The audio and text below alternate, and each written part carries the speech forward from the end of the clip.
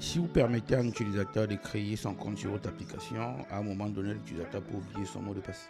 Vous allez donc pouvoir lui permettre donc de régénérer un nouveau mot de passe en fait. Donc l'idée là, c'est de vous montrer dans cette vidéo comment est-ce que on peut générer un nouveau mot de passe en tant qu'utilisateur de votre application. L'idée, c'est de dire que quand l'utilisateur va dire qu'il va oublier son mot de passe, vous allez générer un code. Vous allez lui envoyer ça par mail ou par SMS, c'est vous qui choisirez, mais bon, pour le moment, on lira ça de notre base de données. Mais vous pouvez aussi choisir de l'envoyer soit par mail, soit par SMS. Et avec le code, donc, il peut donc créer un nouveau mot de passe en fait. Et à la fin de cette vidéo, on verra comment programmer une tâche pour qu'elle puisse nettoyer notre base de données de manière continue et à une heure bien précise en fait. Ok?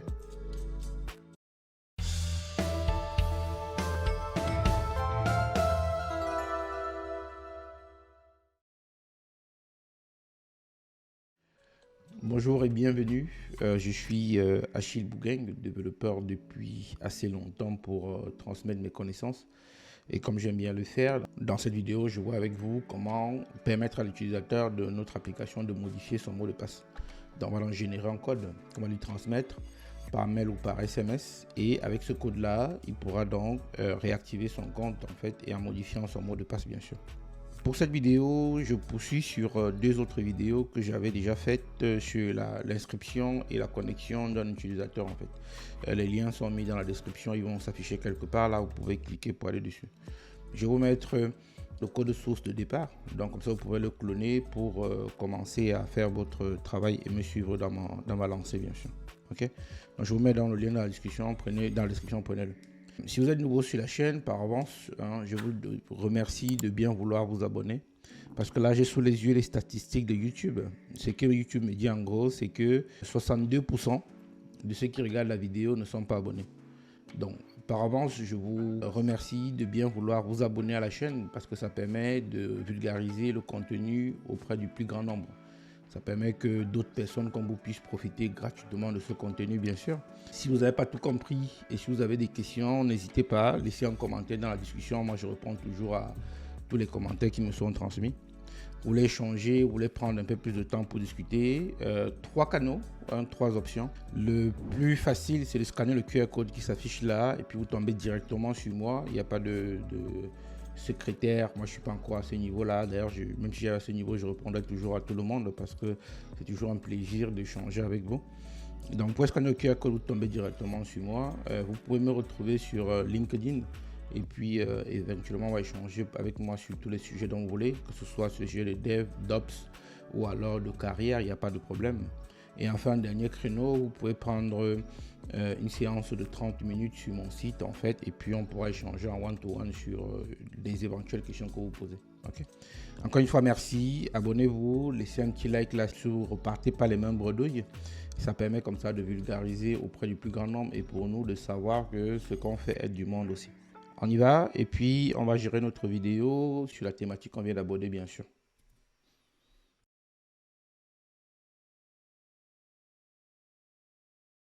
Maintenant qu'on a compris ce qu'on va faire, on va donc commencer par récupérer le projet existant. Vous avez le lien là, shilo.tech/avis. C'est un projet qui permet à l'utilisateur de donner des avis sur un service qu'ils ont utilisé. Avec ce projet, donc, ça va donc nous permettre donc, comme ça de gérer le mot de passe d'un utilisateur. L'utilisateur pourra donc comme ça modifier son mot de passe. Donc, première étape, donc, on va cloner le projet. Donc, venez donc sur github.com/shilo-avis et puis vous avez le bout de code ici pour cloner. Vous pouvez cloner un HTTPS. Prenez le lien, vous ouvrez un terminal. Je vous donne un peu dans le rythme ici comment instancier le projet en fait tout simplement. Juste petite précision ici, on utilise Docker pour la gestion de la base de données. Mais si vous n'avez pas de Docker en soi, c'est pas grave. Si vous avez installé WAMP sur votre ordinateur, vous pouvez donc utiliser WAMP, du moins MySQL qui est dans WAMP en fait, et ça marchera très bien. Il n'y a pas besoin d'être sur Docker ici pour le coup. Ça, c'est une première chose. Deuxième chose, si vous voulez vous initier à Docker sur la chaîne, il y a une vidéo d'une heure là qui vous donne les premières lignes sur Docker et une vidéo un peu, quand vous allez au bout de cette vidéo, j'ai une vidéo un peu plus longue qui est sur ma chaîne là, donc si vous voulez accéder, n'hésitez pas à me contacter via les canaux que je vous ai précisés en entrée. D'accord? Donc, je vais donc commencer par cloner le projet. Pour ça, je vais ouvrir un petit terminal. Je vais zoomer un peu pour que ça se voie bien. Je vais donc aller à l'accueil de mon projet. Ici, je vais aller dans Download en fait. Comme ça, je pourrais télécharger mon projet. Je vais faire un git clone et je donne l'URL du projet. Comme ça, il va me cloner le projet en fait pour que je puisse travailler dessus. Voilà, maintenant que le projet est cloné, je vais pouvoir l'importer dans mon IntelliJ en fait, bien sûr. Pour importer le projet, vous suivez juste les étapes qui sont données ici. Vous n'avez qu'à faire File, Open, sélectionner le répertoire et puis vous devriez pouvoir ouvrir le projet sans problème. Donc, je vais ouvrir mon IntelliJ. Moi, j'utilise IntelliJ pour mes développements. Vous pouvez utiliser Eclipse si vous voulez, mais bon, IntelliJ aujourd'hui donne assez de confort pour développer son projet. Donc, n'hésitez pas à aller dessus. Même la version gratuite permet de faire ce qu'on veut faire sans problème. Donc, maintenant qu'on a récupéré le projet, la première étape pour nous va être donc d'instancier la base de données pour pouvoir permettre à l'utilisateur de se connecter. Donc, grosso modo, ce qu'on a fait dans ce projet, c'est que ici, on a un utilisateur contrôleur. Ici, je vais zoomer un peu pour que ça se voit bien. Hop, là, c'est bien. C'est un peu assez grand, mais hop, je descends un peu. Voilà. Ici, on a une inscription qui va donc permettre à l'utilisateur de transmettre des informations pour s'inscrire. Grosso modo, moi, je ne vais pas très loin. Je récupère son nom, son mot de passe, son email et je vais activer ou pas son compte. On pourra aussi donner un rôle à l'utilisateur. D'accord? Donc voilà ce qu'on va faire ici pour collecter comme information l'utilisateur pour qu'il puisse se connecter en fait. Donc j'ai récupéré son nom, son mot de passe et son email sont les trois informations qui m'intéressent le plus. Je ne vais pas aller plus loin, vous pouvez rajouter autant que vous voulez d'informations bien sûr. Il va s'inscrire. Quand il va s'inscrire, donc ce qu'on va faire, c'est qu'on va lui envoyer un code par mail, le mail qu'il a transmis, et va donc pouvoir revenir ici activer son compte en fait. Donc pour l'activation, ce qu'on va récupérer encore, ce sont les deux informations qui nous intéressent le plus. Grosso modo, c'est son mail. On va donc récupérer le code. On va voir si le code est toujours actif. Et après, si c'est actif, donc on va récupérer l'ID en fonction du code de validation qui a été généré pour l'utilisateur. Et donc, on va donc pouvoir activer son compte. Troisième étape, on va maintenant authentifier l'utilisateur en fait. Pour authentifier l'utilisateur, c'est-à-dire faire la connexion, bien sûr.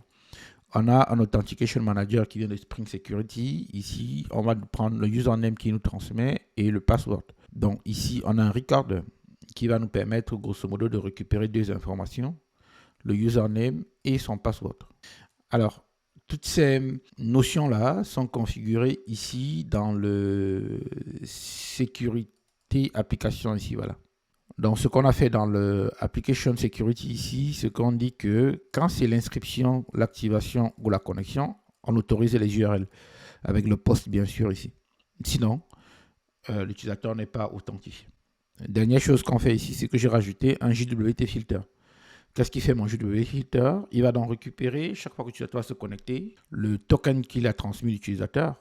Et à partir de là, on va donc pouvoir ici dire que ça c'est un exemple de BIRA, c'est pas très intéressant, je vais supprimer même d'ailleurs.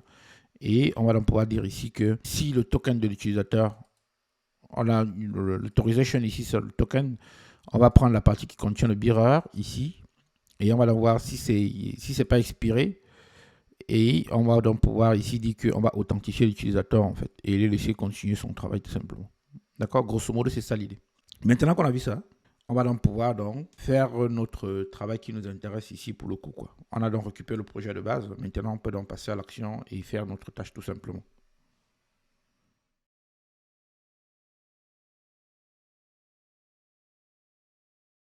Maintenant qu'on a donc importé le projet, on va donc voir maintenant comment on va permettre à l'utilisateur de modifier son mot de passe dans cette partie ou bien dans ce support en fait. Avant de partir dans nos tâches, je vous explique un peu quand même ce que fait le projet.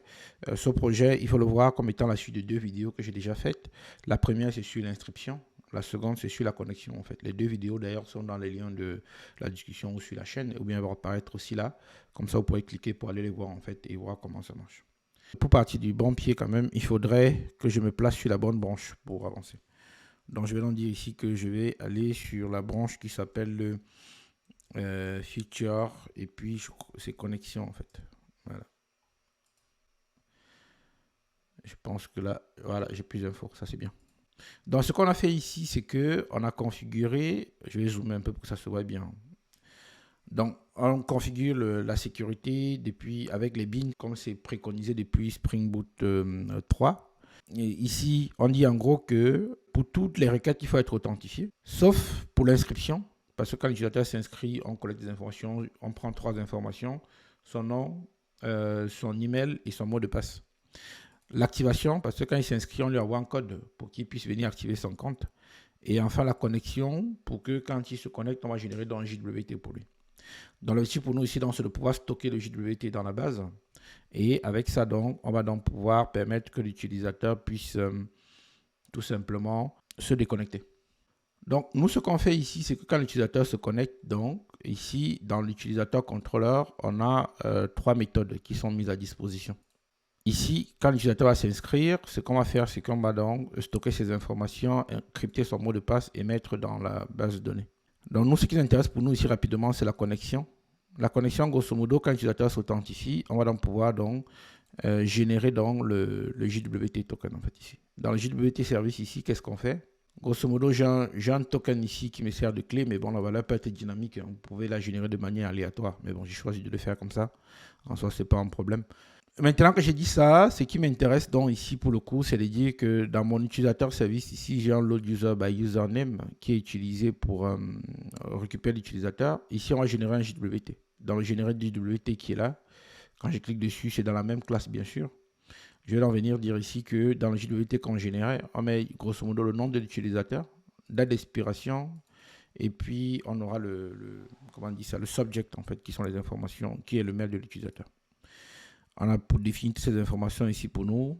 Et puis, on retourne une map qui contient le bearer et la valeur du JWT ici, tout simplement.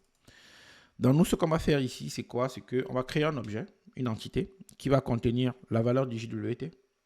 On va vouloir savoir si le JWT a été désactivé ou pas, parce que quand il se déconnecte, on va désactiver son JWT.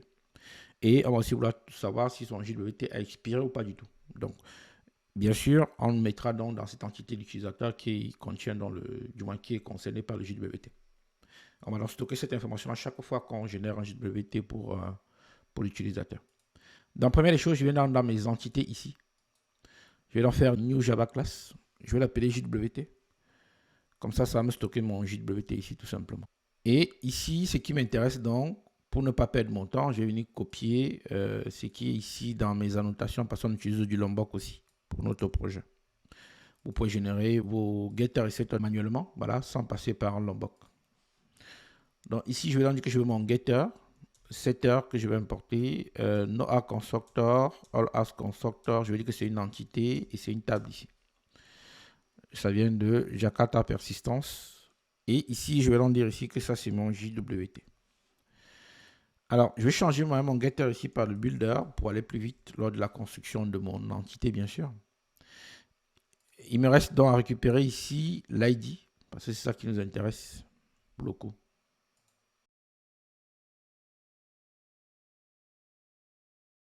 Je fais mes imports et je récupère donc mes propriétés en fait comme ça. Donc comme j'ai dit tout à l'heure ici, j'ai besoin de savoir si le code a été désactivé. Private boolean. Ça c'est un boolean ici. Deuxième chose que je vais vouloir savoir, c'est est-ce que le code a expiré en fait. Le JWT a expiré bien sûr. Et autre chose qui m'intéresse ici, c'est de dire en fait que j'aurai donc une valeur qui est privée ici. Et j'ai besoin de récupérer, de dire que c'est affecté à un utilisateur ici, qui est l'utilisateur qui est concerné par la connexion bien sûr. Je leur dis ici que c'est un many to one, parce qu'on aura plusieurs clés qui soient actives ou pas, qui sont associées à un utilisateur. Et je leur dis ici que j'ai un join colon qui contient donc comme nom le utilisateur ID. Je pourrais ne pas mettre parce que comme c'est utilisateur underscore ID, si je ne le mettais pas, automatiquement la valeur serait générée pour moi en fait. Le nom du champ serait le même. Je vais dire ici que quand on est en cascade, je vais faire deux choses ici. Je vais détacher quand on va supprimer. Je ne vais pas vouloir supprimer mon utilisateur bien sûr. Et je vais faire un merge pour dire en gros qu'il faudrait que l'utilisateur soit d'abord créé en amont avant qu'on puisse l'utiliser par la suite. Et ici, il me dit qu'il n'y a pas d'identifiant et pourtant j'ai importé mon ID. Ah oui, c'est pas du bon endroit. Donc je vais supprimer les deux. Et ici, je vais dire que l'ID qui est là vient de Jakarta et pas de Spring. Et normalement, voilà, c'est devenu propre, c'est clair. Deuxième chose maintenant que je vais vouloir faire, c'est que dans mon JWT service ici, quand on génère l'utilisateur, tout en haut ici, je vais stocker, je vais pouvoir récupérer le BIRA qui a été utilisé. Pour ça, je vais faire un petit refactor ici. Je vais introduire une variable ici que je vais appeler JWT-map. Mais dit string map, je vais dire JWT-map quand même, pas dessus que pour se rappeler que c'est le JWT. Et c'est ce JWT-map que je vais pouvoir retourner lorsque l'utilisateur se connecte. Je vais en dire ici que j'ai besoin de mon JWT là, l'entité qu'on a créée tout à l'heure. Il est là. Je vais en dire ici que nous, ce qu'on veut, dans le builder ici, je vais dire que désactiver en fait c'est false parce qu'au départ c'est pas désactivé. Est-ce que c'est expiré? Non plus. Et enfin, je vais en dire que l'utilisateur qui est associé, c'est l'utilisateur qu'on a récupéré par mail. Et à la fin, je vais faire mon build ici. Comme ça va me générer donc mon entité. Juste au pas de date de création, le moment de création, vous pouvez le faire si vous voulez, il n'y a pas de problème dessus. Ça vous permet de choisir à un moment donné si le token a été généré depuis un certain nombre de temps de le désactiver. Ok. Maintenant que j'ai fait ça, ce que je vais en faire ici, je vais en dire ici que je vais mettre ça dans une variable là. Et ça, c'est mon JWT ici que je vais stocker. J'ai mon JWT ici, il me faut dans un JWT repository pour pouvoir le stocker. Donc, je ne vais pas beaucoup m'embêter. Hein. Je vais venir ici, je vais faire une interface que je vais appeler JWT repository. Repository, comme ça. Voilà, j'ai dit que c'est une interface. Maintenant que j'ai ça, je vais donc dire que mon interface qui est là va donc hériter de CRUD repository. Vous pouvez faire le JPA repository, vous pouvez faire le page repository, ça dépend du besoin que vous avez, mais CRUD repository, ça me permet au moins d'avoir les 4 actions là. Create, read, update et delete en fait. Donc je vais dire que ça c'est mon JWT. Et le type de la clé primaire ici c'est un entier, pardon. Un integer. Quand j'ai ça, dans mon JWT service ici, je peux donc l'importer.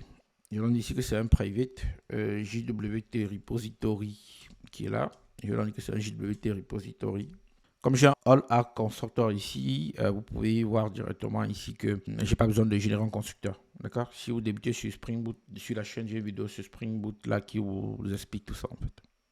Donc je vais en dire ici que 10.jwt repository, voilà, .save. Je vais donc pouvoir stocker ça. Comme ça, le JWT qui va être généré pour être transmis à l'utilisateur sera aussi stocké dans ma base. Juste, je n'ai pas stocké la valeur, il me semble, ouais. Je dis qu'il me faut la valeur. Je vais aller mettre ça à jour ici. Je vais rajouter la valeur ici. Private string valeur. Et ici, ça c'est ma valeur. Voilà. Je vais leur dire que la valeur là c'est jwtmap.get. Le BIRA qu'on a mis en dessous tout à l'heure. Comme j'ai les deux utilisations ici, je peux créer une constante ici en fait. Un refactor introduise constante BIRA et il va me mettre une constante BIRA ici. Et normalement, tout en bas ici, vous voyez, j'ai un seul mot en fait quoi. Donc si je veux renommer, je renomme un seul endroit et puis il me prend tous mes éléments. Ok. Et donc maintenant que j'ai mon BIRA qui est créé, je vais donc pouvoir tester. Ok. On va donc pouvoir donc se connecter et voir que l'utilisateur est bien passé. Pour pouvoir faire ça, comme je vous ai dit, j'utilise Docker dans mon projet, mais si vous n'avez pas de Docker, ce n'est pas grave non plus. J'ai à la racine ici un Dockerfile, c'est indiqué dans le rythme ici comment exécuter le Dockerfile bien sûr. Donc la première des choses que je vais faire, c'est que je vais revenir dans mon terminal ici. Je vais créer directement une branche ici quand même pour ne pas polluer mon code future. Et puis je vais l'appeler ici tout simplement stockage JWT. Comme ça, on est plutôt bien. Je vais en faire un git add ici et je vais l'appeler stockage JWT. Voilà. Voilà, là je suis bien. Je peux donc revenir ici, feature stockage JWT. Voilà, là on est bien. Donc je vais donc pouvoir, comme je disais là, je vais donc pouvoir lancer un conteneur Docker en fait pour pouvoir faire ce que j'ai à faire. Donc pour ça, Je vais donc aller dans mon répertoire SRC qui contient les ressources et puis je vais faire un docker compose up-d. En gros, là, ce que je fais, c'est que j'instancie un conteneur en fait, qui va contenir trois choses. Ma base de données, admin qui me permet de visualiser ma base de données. Et enfin, j'aurai donc un conteneur qui permet de gérer des mails. Mais bon, pour le moment, je n'en ai pas besoin, qui est le SMTP for Dev. Pour le moment, je n'utilise pas, mais on pourra voir ça par la suite. Maintenant que j'ai fait ça, je vais donc pouvoir donc créer comme ça ma base de données. Parce que ici, dans mon application properties, ici, ce que je dis, c'est que la base de données qu'on utilise pour notre projet, ça s'appelle avis utilisateur. Donc, il faut que je la crée d'abord. Pour ça, je vais donc faire un docker compose ps-a pour voir en gros ce qu'il m'a créé là. Déjà, il m'a créé mon IHM ici qui est sur admin, qui est sur le port 9080. Donc, je vais me connecter dessus. Localhost 2.9080. Voilà. Je leur dis que je me connecter à ma base de données, qui s'appelle DB ici, et qui a le mot route et exemple en fait. Donc, c'est DB, route, et puis c'est exemple. Je vais donc pouvoir créer ma base de données ici, là, qu'on a appelée avis utilisateur. Maintenant que j'ai créé ma base, il y a une instruction que j'ai dit ici, qui est dit que JPA Hibernate DDL Auto Update. Ça veut dire quoi? Ça veut dire que quand je vais lancer mon projet, si les tables ne sont pas créées, il faut les créer. S'il y a des modifications, il faut faire des modifications pour correspondre donc aux besoins de ma table. Donc, je vais donc pouvoir donc, démarrer mon projet ici. Quand je vais lancer mon projet au final, je devrais à la fin avoir mes tables qui sont créées dans ma base de données. Donc là, il me dit qu'il y a une erreur au démarrage. Il faudra aller voir rapidement d'où ça vient. L'erreur ici, c'est grosso modo que dans mon JWT, il n'y a pas d'identifiant. Donc, je vais ouvrir mon JWT qui est là d'ailleurs. Donc, je peux relancer mon projet. Ok, là, il me dit qu'il a démarré mon projet sur le port 9191 et le préfixe API, le contexte passe API. Donc, si je reviens ici pour voir ma base de données, alors ouais, il m'a créé toutes mes tables en fait. Avis, utilisateur, rôle, validation en fait. Donc là, on est plutôt pas mauvais. On va donc pouvoir s'inscrire, activer son compte et se connecter en fait. C'est ça les trois actions qu'on veut faire. Donc ici, ce que je vais donc faire, c'est qu'il me faut avoir un Postman sous la main. Donc je vais ouvrir un Postman pour faire mes requêtes. Maintenant que Postman est ouvert, donc ce qu'on va donc pouvoir faire, c'est qu'on va pouvoir s'inscrire d'abord.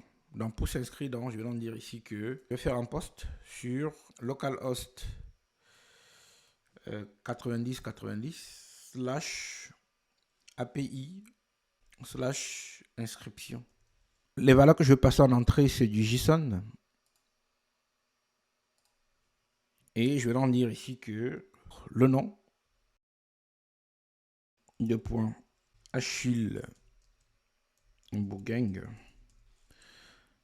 l'email achille.bougang@chilo.tech. Voilà. Et enfin, mon mot de passe qui est chilo.tech, qui est mon site. Voilà. C'est pas donc 91. J'ai mis 90, mais c'est 91.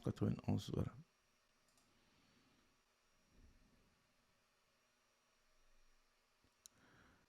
« 200 », ça veut dire grosso modo qu'il m'a créé mon compte et puis m'a activé. Même si on aurait pu mettre du 201 ici en fait, hein, parce que il n'y a pas de code de corps pour le retour de la requête. J'aurais pu mettre du 201 ici, ça marcherait très bien.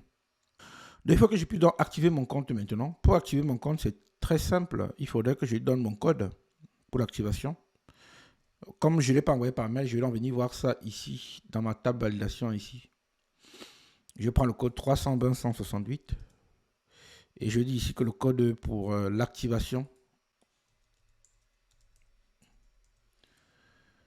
« 320 », c'est le code ici, voilà.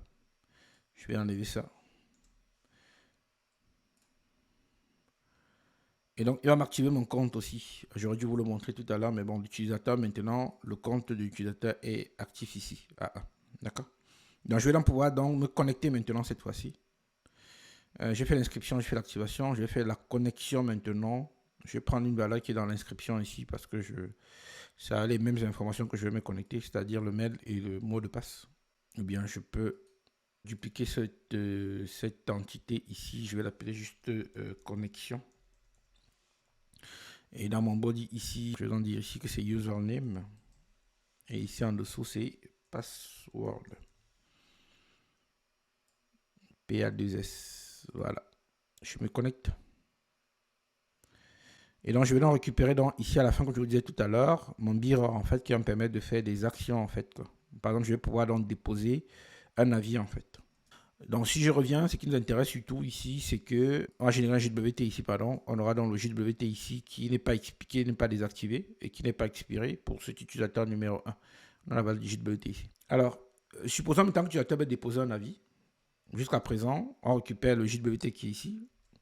Et je crois que j'ai dans mon historique ici une requête qui fait les avis, hein. Comme ça, je gagne quelques secondes. Je n'ai pas d'avis. Voilà. Je vais leur dire que je veux post ici, c'est avis en fait ici. Je leur dis ici dans mon body que ça c'est un super tuto sur Spring Security. Et dans l'autorisation ici, c'est de passer dans le JWT que j'ai reçu.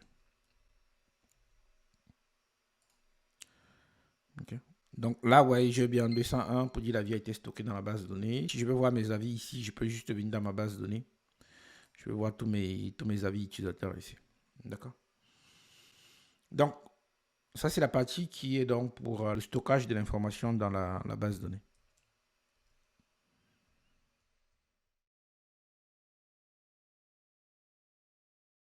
Avant de nous attaquer à la modification du mot de passe, je vais donc pouvoir aller dans mon JWT repository ici et créer ma méthode en fait. Je veux une méthode optionnelle qui va me retrouver dans mon JWT, parce que c'est ça qui m'intéresse. Mais il faudra que la méthode fasse un find by valeur. Ça, ce sera la valeur. And désactiver. And expiry. Donc, je veux un token qui soit actif et qui ne soit pas expiré en gros, quoi. Je leur dis ici que ça c'est, je vais prendre trois valeurs string, ça c'est la valeur, la première. Ensuite, je vais leur dire ici que je veux un booléen qui va être la partie désactivée des choses. Je dézoome un peu. Et enfin, j'aurai donc un dernier booléen qui va être la partie expirée. Voilà. Je vais donc pouvoir dire ici que ce que je vais donc faire ici, je viens donc dans mon service qui est là. Je vais donc dire ici que 10.jwt repository find by valeur. Je vais mettre un peu la ligne comme ça. Et ça, c'est ma value qui est là. Ensuite, je veux que ce soit pas désactivé. Donc, ce soit false.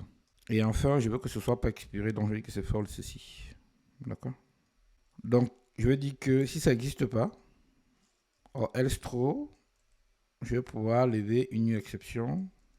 New runtime exception qui dit en gros que token invalide ou inconnu. Si c'est invalide, ça veut dire que c'est expiré. Je vais donc pouvoir dire que moi je vais faire un return de ça ici. Si je dis que je veux un return ici, il va me dire que ce qui l'intéresse c'est que ce soit un JWT et pas un void parce qu'on retourne une valeur. Voilà. Je vais donc dans mon filtre ici profiter de ma valeur. Donc je vais indiquer que c'est JWT dans la base de données ici. Qui sera ça. Je vais initialiser ça à nul ici quand même. Et donc, ce que je vais faire, c'est que je vais modifier ma condition qui est ici. Je vais donc dire si mon token n'est pas expiré et que le username est différent de nul et que le security context aussi est nul. Ça, je l'explique dans les deux premières vidéos, bien sûr. Je vais rajouter une autre condition ici et je vais donc dire ici que j'ai mon utilisateur. Pardon, JWT dans la base de données. Token, voilà, j'y arrive. Token dans la base de données. Je vais récupérer l'utilisateur qui est dedans. Et je veux que l'email de l'utilisateur qui est dans le token ici soit le même que le username qu'on m'a transmis. Alors là, il va me dire que je n'ai pas besoin de username différent de nul de toutes les manières. OK. Donc, voilà comment je peux donc renforcer la sécurité en m'appuyant sur le token qui est dans ma base de données, bien sûr. OK. Si je relance mon projet rapidement là, Comme j'ai déjà un token parce qu'on s'est connecté tout à l'heure qui n'a pas encore expiré, je vais donc pouvoir tester et voir que mon avis devrait toujours arriver dans la base de données, bien sûr. Donc je viens ici dans mon Postman.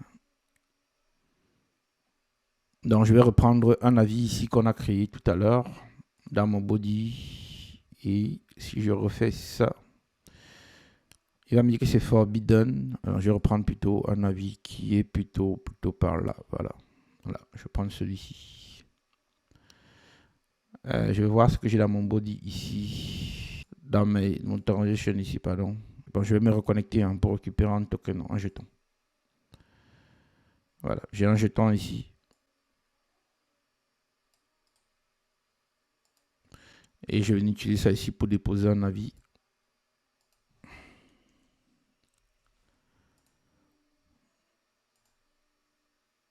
Voilà, mon avis a été déposé dans la base et avec mon jeton en fait. Donc vous pouvez mettre un point d'arrêt ici pour bien voir que là il m'a dit que j'avais pris un élément qui avait expiré de toutes les manières. C'est l'erreur qu'on a vu tout à l'heure passer.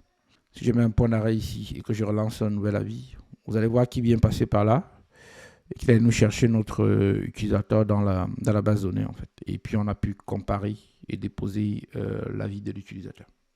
Maintenant qu'on a cette base-là aussi, on va donc permettre donc à l'utilisateur de changer son mot de passe. Ok? On est parti. Maintenant qu'on a notre code qui est plutôt stable, ce qu'on veut faire donc, c'est de dire qu'on veut permettre à l'utilisateur de modifier son mot de passe. Ça va se passer en 2 étapes. D'accord? La première étape, l'utilisateur va nous envoyer une demande de modification de mot de passe. Et donc, quand il envoie sa demande de modification de mot de passe, ce qu'on nous on va faire, c'est qu'on va générer un code. Certaines applications génèrent un lien, mais nous on va générer juste un code en fait, qu'on va envoyer par mail en fait à l'utilisateur. Bon, dans cette partie on n'enverra pas par mail, mais on devrait l'envoyer par mail. Et je vous montrerai à peu près dans quelle position du code on aurait dû le faire. Mais il suffit de prendre une librairie comme Java Mail pour envoyer le code par mail à l'utilisateur. Donc, quand il va envoyer sa demande de modification de mot de passe, on génère le code, on lui envoie ça par mail en fait. Parce que dans la demande de modification de mot de passe, il va nous transmettre son email. Donc, on va donc générer un code. Comme on lui envoie le code par mail, on va aussi quand même le stocker en base de données pour que quand il va passer à la seconde étape, qui est donc de mettre à jour le mot de passe, il va nous donner 3 informations. Son mail, son code et son nouveau mot de passe en fait. On pourrait se limiter aux 2 qui sont le code et le mot de passe si on voulait aussi, il n'y a pas de problème dessus. Quand on reçoit dans son code, donc, on va donc vérifier dans la base de données que le code qu'il nous donne est celui que l'on a généré aussi d'ailleurs. Et comme on aura généré dans le même code en fait, donc on pourra donc lui dire que ok, on a récupéré le mot de passe et on l'a mis à jour en fait. Dans 2 étapes, en réception d'une demande de modification de mot de passe, on génère le code, on envoie à l'utilisateur. Et ensuite, quand il modifie son mot de passe, donc on reprend l'ancien mot de passe et puis on va l'écraser. Petite nuance quand même, on ne désactive pas l'ancien parce que même s'il dit qu'il a oublié son mot de passe, ce qu'on ne va pas faire, c'est désactiver son ancien mot de passe parce que si c'est rappelé, il faudrait qu'il puisse quand même revenir l'utiliser sans problème. Ok, on est parti.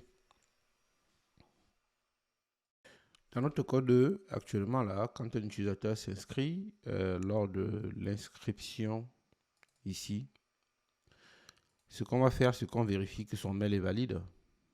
Ici, on vérifie que son mail est valide. Donc, ce qu'il nous a donné, on vérifie qu'il y a un arrobase et un point dans le mail. Au moins, les 2 éléments sont validés. On a le password encodeur ici qui permet d'encoder son mot de passe et de stocker. Autre chose qu'on va faire ici, c'est qu'on va donc appeler le validation service ici pour lui dire en gros d'enregistrer l'inscription de l'utilisateur. Dans la validation service ici, ce qu'on fait en gros, c'est qu'on lui dit que pour l'utilisateur, on va définir une date de création de la validation. On va définir ici le token en fait là, et on va donc pouvoir aussi générer un nombre aléatoire en fait quoi, pour avoir le code bien sûr. Et ça c'est le code dont je parlais tout à l'heure. Et on va pouvoir donc envoyer ça à l'utilisateur. Il faut bien s'imaginer que dans le notification service qui est là, okay, on pourrait envoyer le code donc à l'utilisateur ici.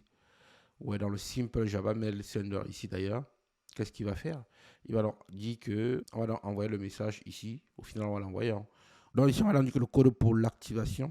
Et comme ça, on envoie le code à l'utilisateur en fait. Donc nous, qu'est-ce qu'on a fait ici? Si vous regardez la vidéo sur l'activation, ce qu'on a fait dans le Docker Compose qui est ici. En gros, encore une fois, si vous n'avez pas de compose, c'est pas grave. J'ai une librairie qui envoie le mail ici, en fait. Comme ça me permet de ne pas spammer une boîte juste pour les tests, en fait. Après, vous pouvez choisir si vous avez une boîte mail de l'envoyer via le SMTP, Gmail, peu importe par exemple. Donc, on va faire la même chose ici, non? Je vais en revenir ici dans utilisateur contrôleur là. Ce que je vais leur dire ici, c'est que je vais prendre une méthode ici que je vais dupliquer, CTRL D. Maintenant que j'ai ma méthode ici, ce que je vais lui dire en fait, c'est que je reçois donc une demande pour dire qu'on veut modifier mot de passe. Je vais donc l'appeler ici modifier mot de passe, bien sûr. Comme ça nous permet de préparer le terrain pour générer un code et envoyer ça à l'utilisateur, bien sûr. Donc ici, il va donner en entrée, comme on a dit tout à l'heure, son email pour qu'on puisse modifier son mot de passe, bien sûr. Ok. Ça, c'est un objet qui contient juste l'email. Et je vais donc créer une méthode ici que je vais appeler modifier mot de passe. Ça, c'est la première étape de notre travail. Grosso modo, une demande de modification de mot de passe. Donc, première des choses qu'on va donc faire, c'est qu'on va donc aller chercher l'utilisateur pour lequel on va modifier le mot de passe. Je prends cette ligne ici qui le fait déjà pour nous, d'ailleurs. Ou bien je vais prendre celle-ci, comme ça elle est plus lisible. Première étape, donc, je vais donc aller chercher l'utilisateur. Je vais donc dire ici que l'utilisateur, c'est l'utilisateur pour lequel on va modifier le mot de passe. Je vais donc dire .load user by username. Et donc, je vais donc dire ici que je vais l'appeler ici paramètre.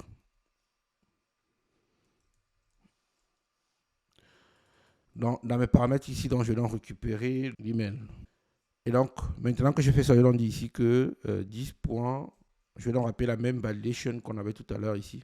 J'ai donc créé un service de validation donc, qui, grosso modo, va enregistrer l'utilisateur, bien sûr. Donc, si vous venez voir encore une fois, si vous prenez la première méthode sur l'enregistrement, c'est la même chose. Hein. Mais qu'est-ce que ça fait en fait, tout simplement? Si vous voulez, vous pouvez l'écrire sur l'APA déjà fait avant. Hein. C'est rien de compliqué. Vous avez ici une méthode qui fait la validation service. C'est un service. Donc, dans le service, ici, j'ai deux méthodes. La première méthode, c'est pour enregistrer le mot de passe. D'accord? Donc, en gros, je récupère l'utilisateur qui est là. Validation repository, c'est pour accéder à ma base de données, bien sûr. Et donc, j'ai mon utilisateur ici. Je vais donc créer une validation ici. La validation, je vais mettre l'utilisateur. Je vais définir quand j'ai toqué ma demande de validation. Ça, c'est ça. Je vais définir combien de temps maximum le token que je vais générer doit être disponible en fait. Parce que si on dure trop aussi, il faut désactiver le token. C'est ça. Troisième chose, pardon, je vais générer maintenant un jeton en fait ici. Ça, c'est mon jeton qui est là. Ça, c'est le code donc que je vais envoyer à l'utilisateur. Okay? Et après, je vais donc stocker dans le code à ma base de données tout simplement. Rien de bien compliqué. Si vous prenez un validation repository ici, tout ce que ça fait, ça dit que c'est une interface validation repository qui hérite de CRUD repository. C'est aussi simple que ça. Parce que ici, vous avez la méthode find by code en fait qui va venir faire l'opération inverse qui va donc récupérer quand on va vouloir récupérer le code en fait. Donc ici, donc, quand j'ai fait ça, j'ai stocké dans ma base de données. Troisième et dernière étape, donc je vais envoyer le mail à l'utilisateur. Rien de bien compliqué, encore une fois ici, vous dites que vous prenez un Java Mail Sender en fait. Ça, c'est une librairie qui est assez standard, qui est dans le Spring Framework Mail en fait. D'accord? Parce que si vous venez dans le pom.xml qui est là, dans le starter en fait de Spring Boot, vous avez le starter mail ici, qui est là, que vous pouvez rajouter à votre projet si vous ne l'avez pas déjà. Pour être le starter de Spring Mail ici. De toute manière, tout ce code-là, il est sur GitHub. Hein. Je mettrai le lien dans la description aussi. Quand je dis donc que je vais faire ça, je vais donc sur mon mail. Je vais un simple message ici. Je dis que c'est from no reply sur le point tech parce que je n'ai pas besoin qu'on me réponde au mail. Deuxième chose ici, je vais donc dire ici que je récupère l'utilisateur ici, à qui on envoie le mail bien sûr. Et puis ça c'est le code d'activation. Je dis donc que le code d'activation est ceci en fait. Donc ça c'est le nom de la personne et ça c'est le code d'activation en fait. Une fois que vous avez mis ça donc, vous pouvez donc dire que ça c'est le texte, vous envoyez le mail à l'utilisateur tout simplement. Maintenant que j'ai fait ça, je peux donc venir tester mon code. D'ailleurs, je peux donc aussi directement coder l'opération inverse. Et comme ça, on fera ça directement d'une pierre deux coups. Je vais dans mon contrôleur qui est là. Je leur dis ici que je vais dupliquer ça. Et ce que je veux, c'est un nouveau mot de passe. Je vais donc pouvoir dire ici que ça, c'est un nouveau mot de passe ici. Et je leur dis ici que ça, c'est mon nouveau mot de passe. Il y a un qui ne connaît pas, bien sûr. Ce que je vais donc faire ici, c'est que je vais la rechercher l'utilisateur en fonction du mail qu'on aura dans l'information. Ça, c'est une première des choses. Je vais appeler ça aussi paramètre. Deuxième chose que je veux faire, c'est rechercher en fonction du code. Donc, je vais dire ici que je veux validation service. OK. Lire en fonction du code, en fait. Donc, je vais prendre le code dans les paramètres. Il faudra aller, dans ce cas, chercher un code qui n'a pas expiré, bien sûr. On me proposait de mettre dans une variable ici que je vais appeler dans validation. Donc, j'ai mon utilisateur ici, j'ai ma validation. D'ailleurs, j'ai un bcrypt password encodeur qui a été défini comme bin en fait ici, qui permet d'encrypter votre mot de passe. Donc, je vais prendre le mot de passe crypté qui est ici et je vais pouvoir venir mettre ça là. Voilà. Donc, je dois dire en gros ici que dans mon Spring ici, quand je faisais ma partie sécurité, ici, on a défini un bin en fait, qui nous permet donc de crypter notre mot de passe en fait. Donc, vous pouvez le rajouter aussi dans votre configuration, bien sûr. Comme j'ai lu en fonction du code qui est ici, donc, et puis j'ai donc vu que j'ai l'utilisateur qui est en paramètre ici, je vais tester quand même si la validation là, l'utilisateur qui est dedans, est le même que celui qui nous demande de faire la validation en fait, quoi. Donc, utilisateur.getEmail. Si c'est le même, alors je vais donc pouvoir dire ici que je vais modifier le mot de passe de l'utilisateur en fait. Si l'utilisateur email est le même que celui qu'on a occupé dans la base de données, donc je vais dire ici que le mot de passe crypté c'est ça. Je vais donc récupérer ça ici. Je vais stocker ça ici. Je vais dire que ça c'est le password. Moi je passe par une map en fait, mais vous pouvez passer par une entité aussi. On peut créer une entité qui est un record qui contient toutes ces valeurs en fait. Vous avez le choix en fait ici.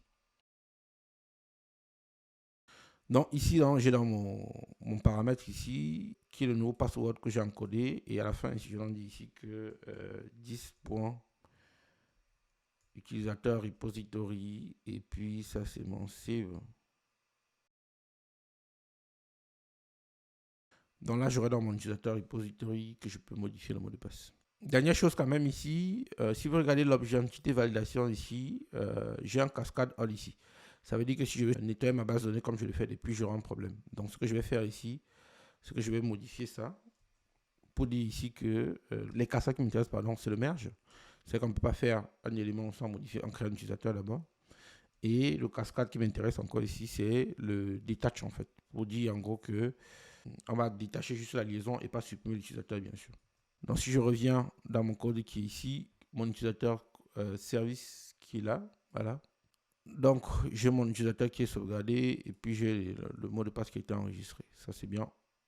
Dernière chose qu'il nous reste à faire, c'est permettre que les routes pour créer le mot de passe et définir un nouveau mot de passe, en fait, soient ouvertes. Okay? Donc, que Spring Security ne bloque pas ces routes, quoi. Donc, je vais donc zoomer un peu. Je vais dupliquer 2 fois. Comme ça, je peux rajouter, modifier mot de passe et je vais mettre ici nouveau mot de passe. OK? Donc, grosso modo, là, on a dit à Spring, les routes, 2 routes là, tu les autorises. Comme ça, si l'utilisateur modifie son mot de passe, on les connaît, on laisse passer. Deuxième chose, on dit, pour modifier ton mot de passe, envoie-nous ton mail, en fait. Il envoie son mail, tout simplement. Troisième chose qu'on va dire, c'est de dire, une fois que tu as reçu le code, tu nous envoies le code qu'on t'a envoyé, nous, parce que comme c'est un code, il va être obligé de saisir et donc c'est pas un robot. Et à la fin, tu donnes le nouveau mot de passe que tu veux mettre, tout simplement. On va tester tout ça. D'abord, je vais démarrer le projet.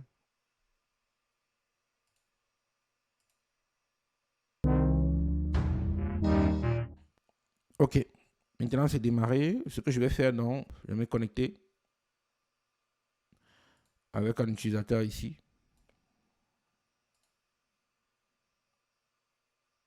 Quand je me connecte ici, vous voyez donc bien que j'ai reçu mon JWT ici. D'accord? Et avec ce JWT ici, je peux faire mes actions sans problème. Donc, ce que je vais faire ici, c'est que je vais leur demander une modification de mon mot de passe ici. Je vais leur dire API ici, modifier mot de passe. Donc ici, il suffit d'envoyer juste l'email en fait. D'accord? Je leur dis que ça c'est mon email. Je n'ai pas besoin de donner le mot de passe pour le moment. Je vais pouvoir leur dire ici que ça c'est OK. Ça veut dire en théorie que j'ai reçu un mail. J'ai 2 façons de voir pour mon test ici. Soit je viens dans ma base de données, je fais actualiser pour voir la validation. Vous voyez qu'il m'a donné un code qui est là, 363-117. Et nous, ce qu'on veut faire, c'est aller voir le mail qu'on a reçu, bien sûr. Comme je vous disais, via Docker Compose, ici, j'ai instancié un mail qui s'appelle SMTP for Dev, qui est sur le port 9081. Donc, je vais aller l'ouvrir sur le port 9081, bien sûr.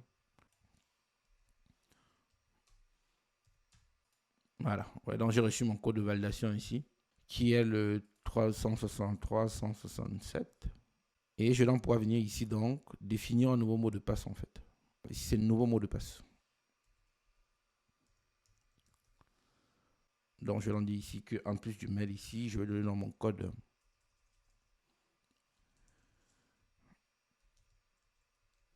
Et à la fin, donc, ce qui m'intéresse, c'est de définir le nouveau mot de passe que j'ai appelé password tout à l'heure. Vraiment, les clés ou les variables, les choisissez. Comme je l'ai dit, je passe par une map, mais vous pouvez tout simplement passer aussi par un record, en fait, pour porter vos données. Je vous donne mon autre application sur laquelle je travaille, c'est Ziven.fr, qui vous permet de faire du marketing omnicanal, en fait. Vous pouvez envoyer des mails, des SMS et des messages par WhatsApp sur la plateforme, en fait. Si ça vous intéresse, n'hésitez pas à venir, on va en parler. Okay. Là, j'ai mon nouveau mot de passe qui est ziven.fr. Donc, si je reviens maintenant me connecter,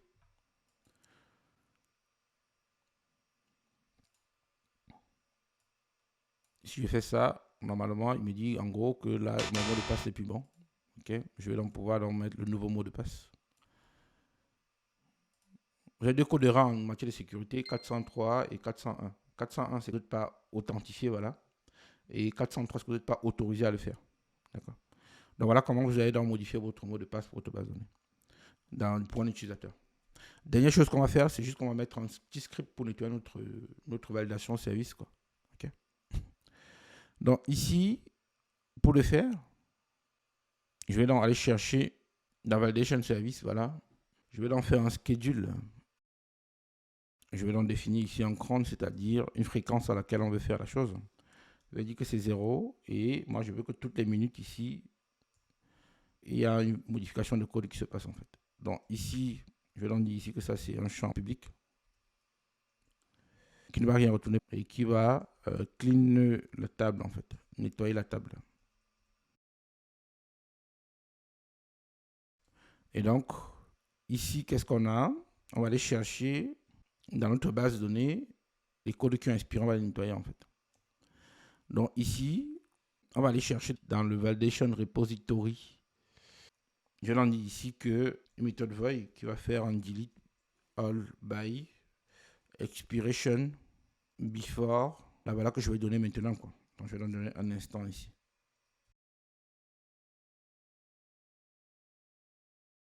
Donc, tous les codes qui ont inspiré, on va pouvoir les supprimer comme ça. Donc, je donne dans mon validation service ici, et je dis ici que c'est 10.validation repository delete all by expiration before instant.now. Ça veut dire que tous les codes qui sont avant maintenant ont inspiré pour nous, on va pouvoir les supprimer en fait.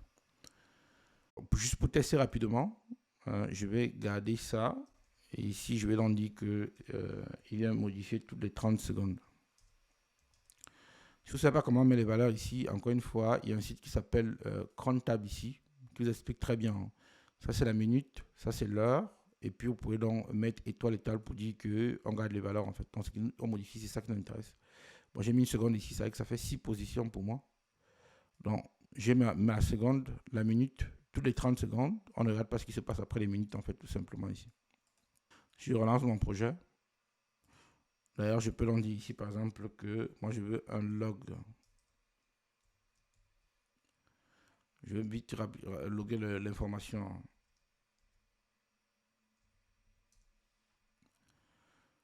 Log.info.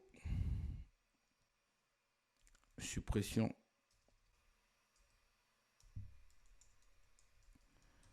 des tokens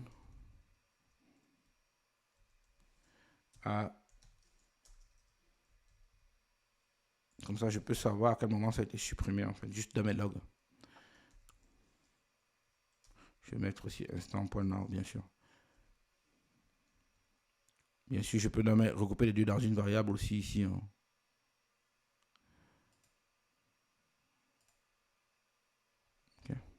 Voilà. Je vais marquer ma classe comme étant transactionnelle. Ça veut dire que quand il va faire les opérations, en fait, il va flusher les informations dans ma base, bien sûr. OK? Je récupère mes deux informations et puis dans toutes les 30 secondes, il doit aller me vider ma table, en fait, qui sont expirées. Et donc, j'ai mes suppressions de token qui est passé à un moment bien précis, en fait. D'accord? Donc voilà comment vous pouvez donc gérer la modification de mot de passe d'un utilisateur et surtout, qui est plus important pour vous, c'est nettoyer vos tables, en fait, tout simplement. Encore une fois, merci d'avoir regardé cette vidéo. J'espère que vous ne repartez pas les mêmes bredouilles et que vous avez appris des choses. Comme j'ai dit tout à l'heure en introduction de cette vidéo, merci de vous abonner. Ça permet de vulgariser le contenu au plus grand nombre. Si vous vous abonnez, ou bien quand vous vous abonnez, en gros, moi je m'engage à continuer à maintenir la chaîne active et de rajouter plus de contenu pour que ça puisse profiter au plus grand nombre. Vous, de votre côté, vous serez notifié chaque fois que j'aurai une nouvelle vidéo qui pourra vous apporter de la valeur, bien sûr. Mettez ça autour de vous aussi si vous connaissez des gens qui ont besoin de notions pour grandir ou bien grossir leurs compétences dans l'informatique. Ici, je parle de développement, d'ops et même de carrière. En fait, vous avez des questions. Vous voulez changer sur tout ce dont je viens de parler dans ma vidéo là. 3 canaux de manière très simple. Vous pouvez scanner le QR code qui s'affiche là encore une fois et puis vous allez directement tomber sur moi. Et puis on pourra échanger ensemble. Vous pouvez me rejoindre sur LinkedIn où je poste aussi assez de contenu autour de la tech, des architectures, des applications, tout ce qui peut vous aider à avoir plus de connaissances et de compétences. En fait. Dernier canal en fait, là vous pouvez prendre un créneau de 30 minutes sur mon site. Puis c'est toujours un plaisir d'échanger, comme ça ce sera un créneau réservé pour vous et on pourra aller. Laissez un commentaire si vous avez des questions, des suggestions, des interrogations de pourquoi, de comment. Je réponds toujours avec grand plaisir. En fait. Ok? Encore une fois, merci et surtout, prenez soin de vous et à très bientôt. Merci.